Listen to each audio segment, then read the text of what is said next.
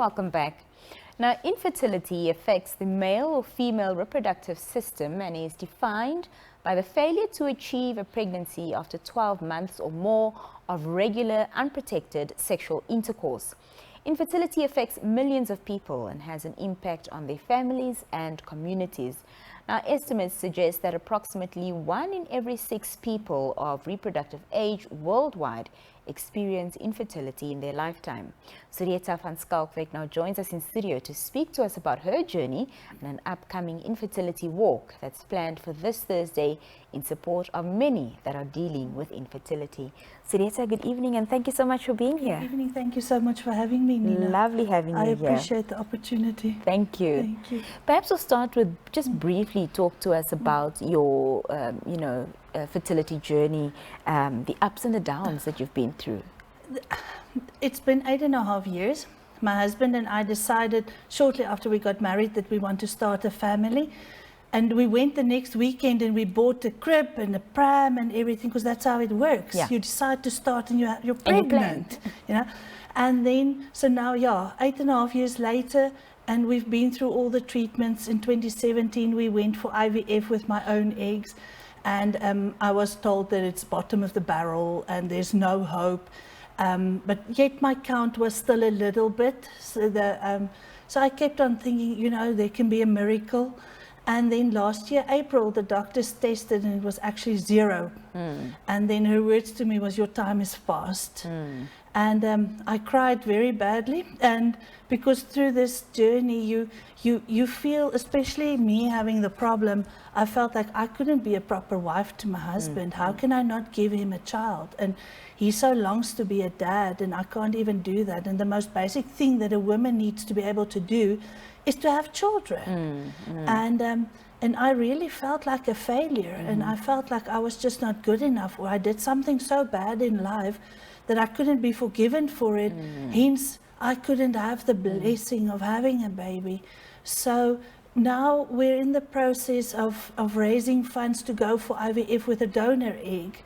And it's actually been an incredible journey, because again, I had to accept the fact that it won't have my DNA. But I'll be the mom. It will be growing in me. And still, but the costs are so high. And then while we're raising the funds for ourselves, I just realized that I'm given this incredible platform to start having people talk about it. Because I cried by myself when my husband is asleep. And except for my mom and my really close 1 or 2 friends, you don't talk about it because you're so shy about it and you're so insecure about being infertile or struggling. So now we can start talking about it, and so many people have said thank you so much that you're opening the platform, that the words aren't bad words anymore. And it's so important, as you mentioned, to start having conversations on what we as society deem very sensitive topics. But it takes the conversation to, do away with that narrative. You also talked about, how you felt, when you had these, what you termed as failures, and you carry so much guilt, self-doubt, you question your role, you question your purpose. Why is it so important, Suretha, to not go alone through a journey such as this and to have a band of people around you? Because the accepted facts in life is that you should reproduce, you should start a family. When you get to a certain age, people start asking, so when you're getting married? As soon as you're engaged, they're like, so how long after the wedding can we start having the baby parties? So it's all so accepted. And then when you get to an age and you don't have children, they're like, oh, you don't know what you're missing. And they don't realize that maybe you are having this battle. But if you have your support system, you can go home and you can say, support system, somebody said something so incredibly insensitive, yet meaning well, but my heart is broken. Or I have another stalk party I need to go to. And that support system will then encourage you and reaffirm your value, that it's not based in having children. It's not based in what you can do. It's who you can be for other people. You don't have to have a child to have a worth in life. Yeah, it's so true what you say about society's expectations. You're not married yet, they ask when you get married. Then you do get married, they ask when you're going to have kids. Oh, And, yes. and in my unfiltered way, I would tell people to mind their own business, but I'm sure you have a more delicate manner of putting that. So what advice do you have, for somebody watching today, a mother who's expecting grandchildren, even a husband expecting a child, on how you approach topics such as this? I think for someone that close, it would really just be to love that person and to reaffirm that person how much they mean to you. For me, it was my husband telling me, I have you above any other woman without children. You're the person I love. You're the one I want to spend my life with. But if I may, I would like to encourage and advise people who are a little bit more on the outskirts of this. Right.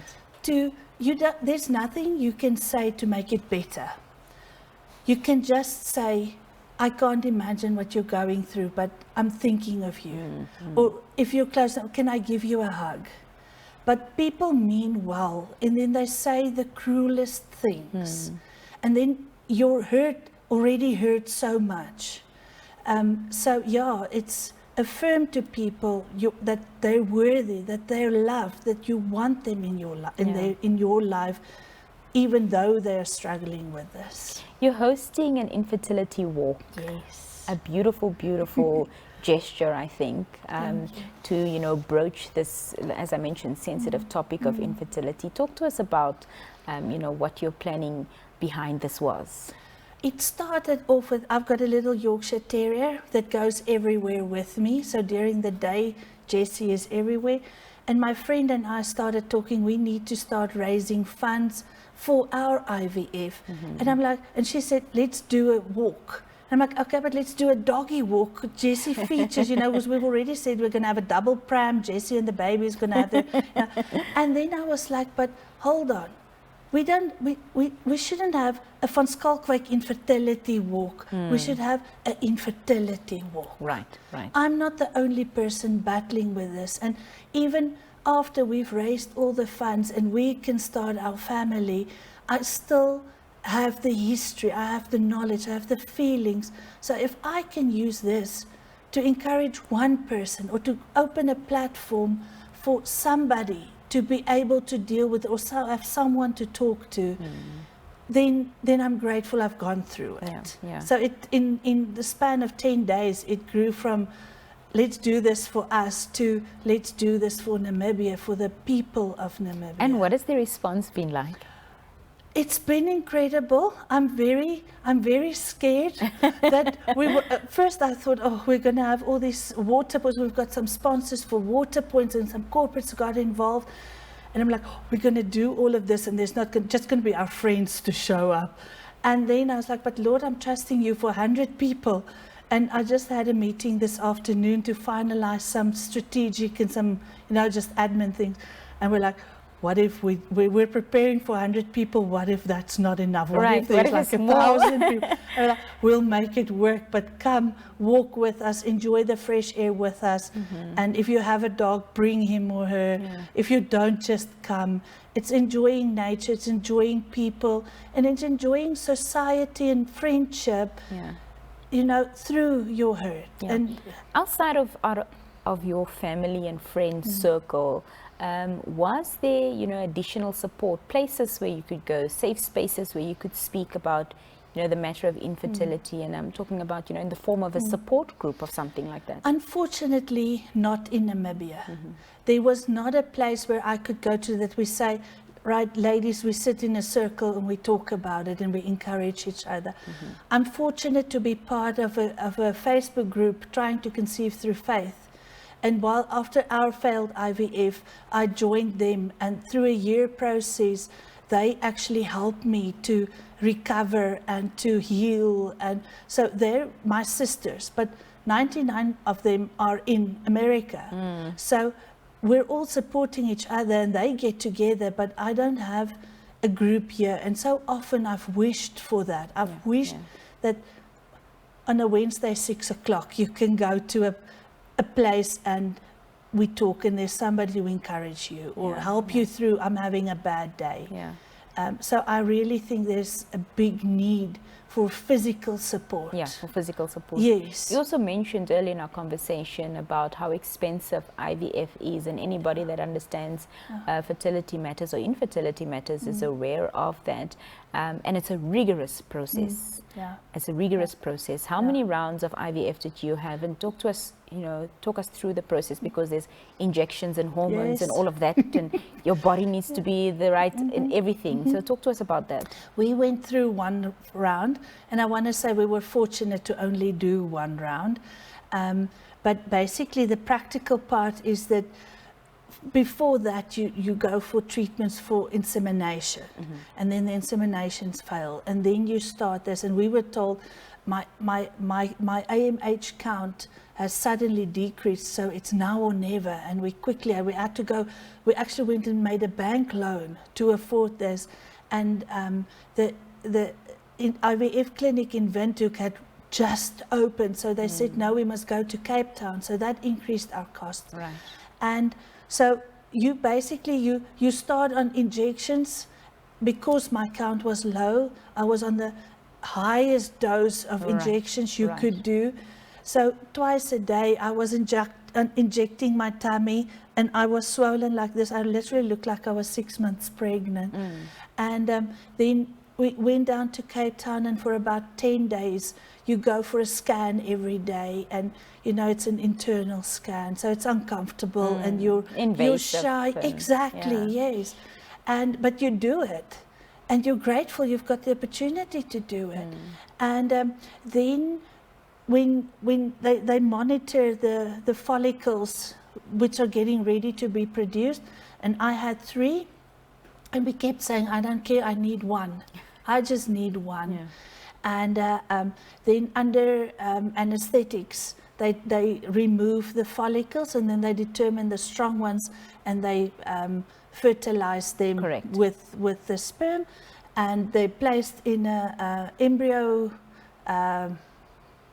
what's the word? Yes. Embryoscope, an embryoscope where it gets grown. And how long does it stay in the embryoscope? For 5 days. For 5 days. It has to be 5 days matured before it's placed back into... Exactly. Okay. Yes. So, but we didn't get that far. When they went to take out my follicles, there was just 1.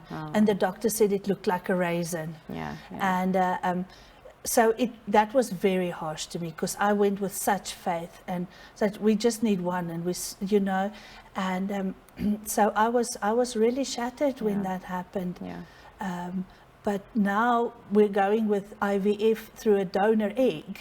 So it I don't have to do the injections beforehand. I just do the injections afterwards. Right. Yeah. So, but my poor husband had a real tough time, because the hormones, I would have a go at him, and then I cry because I have a go at him, and then I cry because I cry, and then I get upset because I'm crying because so he didn't know if he was on or off. Yeah. So it really, if you have anyone that is going through that, just have patience and love and support, and really lots and lots and lots of patience, because they don't know what's happening with their bodies. Just for the viewers that are watching that would like to support you on this infertility walk on Thursday, where can they get more information in terms of those starting points and what time and etc., etc.? We're opening the registrations at 6:30. So at the Elisenheim, they'll clearly see, we'll have it all nicely marked. Infertility's color is orange. So we'll have nice balloons and banners and everything up. And then the registration cost is $50 per person. The doggies come for free because we love them.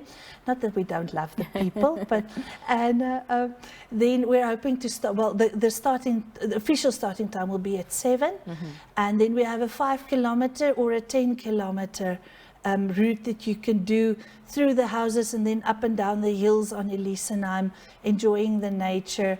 And there'll be some live music and some food and drinks before and afterwards. So we're going to have fun walking, and then we're going to have some socializing afterwards. Fantastic. Yeah. And where can they contact you, on social media or a contact number for information? Yes, they're welcome to contact me on my cell phone, and it's 0811 222 493. Fantastic. So anytime they can WhatsApp me or give me a call. WhatsApp might be easier, but they're welcome to message me anytime, and we'll be more than happy to reach out and give them all the information. Fantastic. Suretha, thank you so much for being here this evening. Thank you so much for giving me this opportunity. And talking to us, and all the best with the planning and the execution of the walk. And all the best with your journey ahead. Thank you so much. Thank you. Well, there you have it. Suretha van Schalkwyk speaking to us about her fertility walk that she's planned for this Thursday. Please do get in contact and see how you can be a part of and support this awesome initiative. We'll be right back.